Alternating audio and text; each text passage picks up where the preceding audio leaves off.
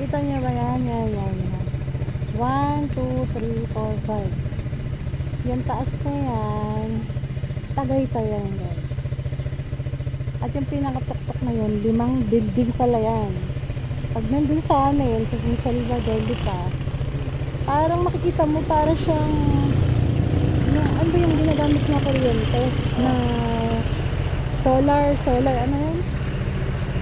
Parang pinagpuruhan mo sa solar energy na kuryente. Yung pala ko ganun siya. Yung pala, building pala yan, ang tataas. Dito kitang kita kasi eto na mismo yung Tagaytay. Talagang malapit pala dito sa Talisay at saka sa kadikit na ng Talisay at saka ng Laurel. Ang katakas yung daan sa Laurel, kilo-kilo pataas pa. Ayan. Tapos ito na yung Taal Lake.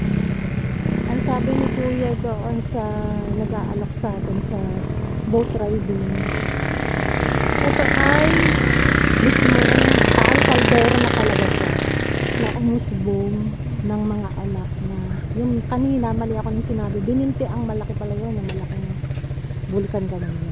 As the rest 47 craters pala lahat siya.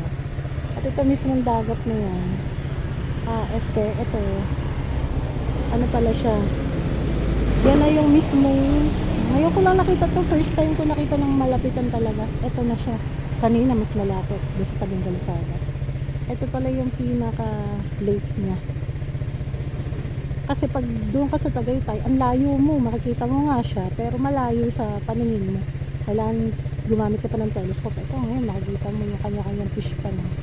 Kanya-kanyang fish pan siya, fish pan. Kaya ang daming fish pan dito. Wala.